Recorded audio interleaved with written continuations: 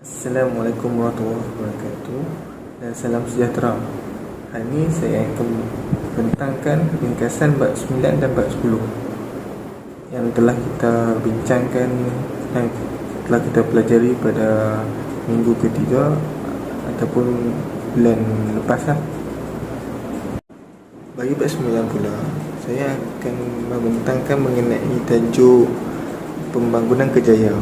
Maksud kejaya ialah jawatan yang disandang ataupun dipegang oleh seseorang individu dalam tempoh masa tertentu sepanjang tempoh pengajian di sebuah organisasi. Untuk pengurusan kejaya ialah proses membantu pekerja untuk lebih memahami, menilai dan menguruskan kekuatan yang dimiliki di dalam diri mereka, kira-kira melalui segi pengetahuan, dari segi kemahiran ataupun dari segi kebolehan mereka. Terdapat faedah-faedah jabatan sumber manusia dan perancangan kejaya. Yang pertama ialah menyelaraskan strategi dan keperluan penstafan dalaman. Yang kedua ialah membangunkan pekerja yang berkelayakan. Yang ketiga ialah memudahkan penempatan antarabangsa. Dan yang keempat ialah membantu tenaga kerja yang pelbagai.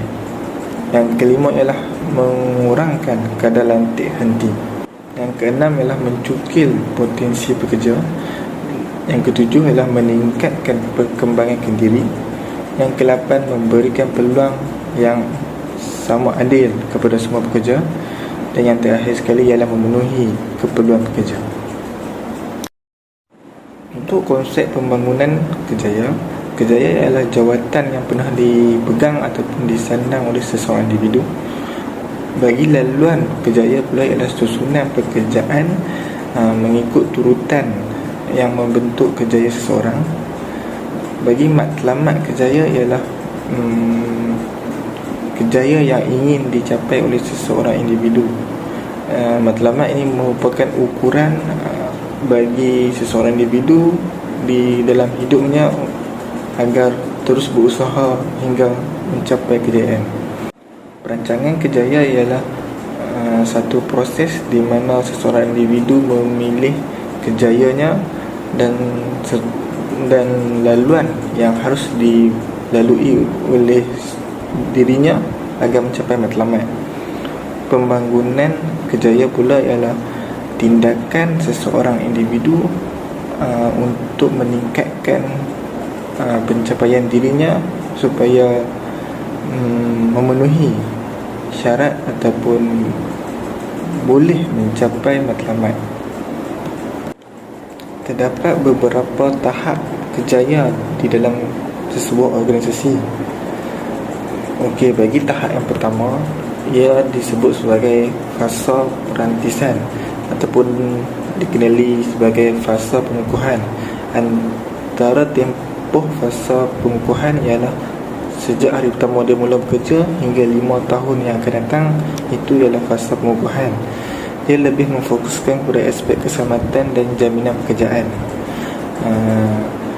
Bagi individu yang berada di fasa pengukuhan, ia perlu bekerja dengan individu lain yang lebih berpengalaman daripada dirinya. Bagi yang memasuki tahap yang kedua, iaitu disebut sebagai tahap kemajuan ataupun fasa kemajuan, tempoh masa bagi fasa kemajuan antara usia 30 tahun hingga 45 tahun. Bagi individu yang di dalam tahap kemajuan, ia lebih memfokuskan aspek pencapaian kebanggaan atau autonomi dan kurang fokus kepada aspek keselamatan dan jaminan kerja, kerana mereka sudah boleh bekerja sendiri dan tidak perlu bergantung kepada kepakaran ataupun kemahiran orang lain. Bagi fasa yang ketiga pula, iaitu fasa penyelenggaraan.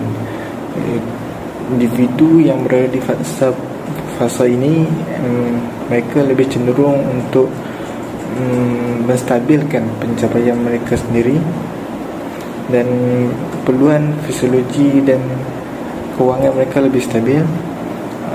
Mereka lebih memfokuskan kepada kebanggaan dan pencapaian hasrat diri mereka sendiri. Aktiviti mereka ialah berinteraksi dengan orang lain dan menjadi mentor kepada individu yang melalui tahap yang pertama.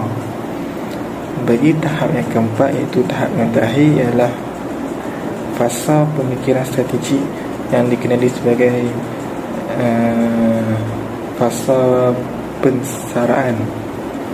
Bagi yang berada di fasa pensaraan ini, mereka lebih fokuskan kepada pencapaian hasrat diri mereka sendirilah, dan mereka lebih melakukan aktiviti kemasyarakatan dan ataupun khidmat masyarakat dan kerja yang lebih mencabar.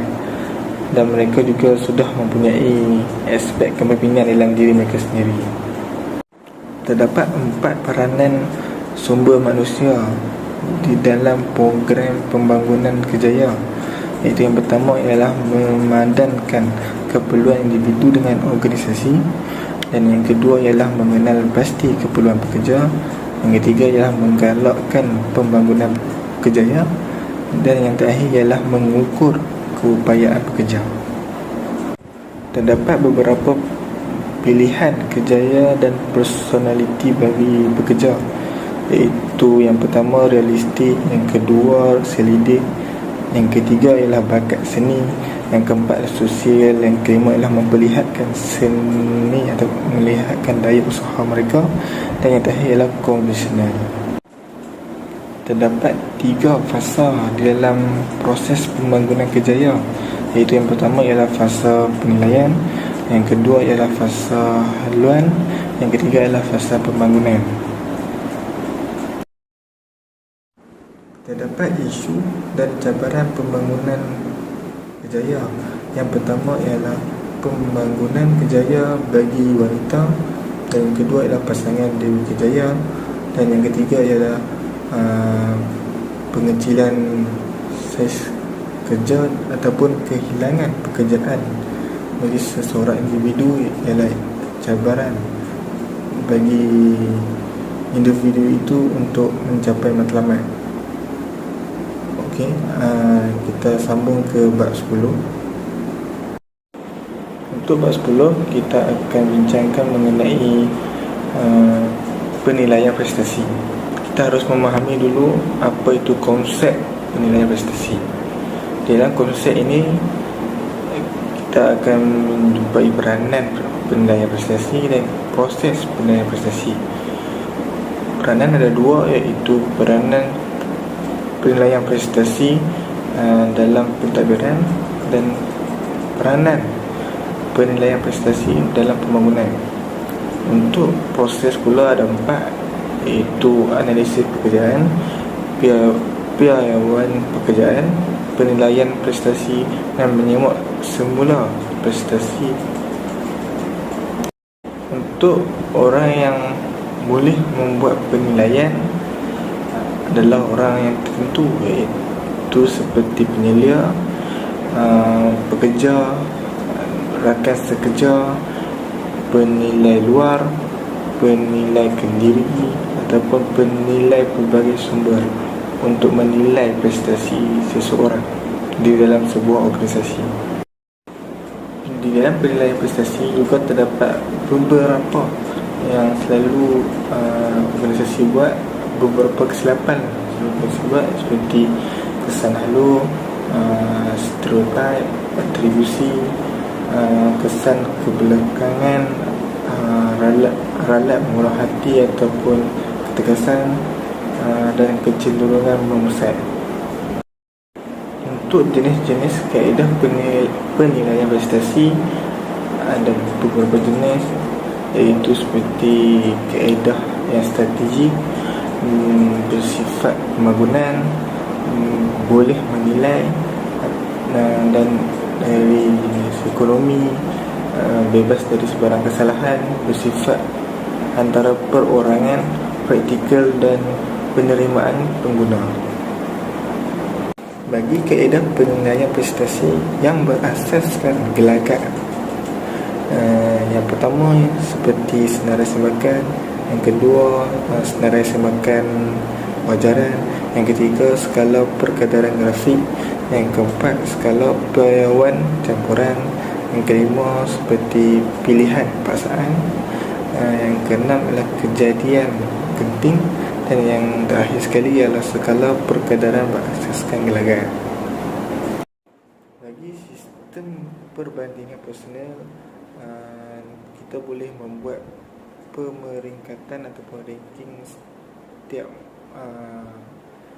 pekerja berdasarkan penilaian prestasi ataupun taburan paksaan, dan ataupun kita boleh buat juga untuk perbandingan berpasangan. Kita juga boleh membuat penilaian melalui hasil, seperti pengurusan melalui objektif. Dia mencapai objektif, itu ialah hasil prestasi yang baik. Ataupun kita juga boleh melihat melalui perancangan kerjanya yang teliti dan sempurna, supaya kita boleh menilai berdasarkan kerja yang dibuat. Untuk kriteria yang membolehkan penilaian prestasi itu berjaya adalah mempunyai objektif yang jelas dan mempunyai pengesahan daripada pihak pengurusan dan pekerja, mempunyai kriteria berkebolehbebahan dan kriteria jangkaan terhadap penilaian yang akan dibuat, mempunyai dialog prestasi, mempunyai borang penilaian prestasi yang bersesuaian, dan mempunyai sistem sebakan yang berterusan.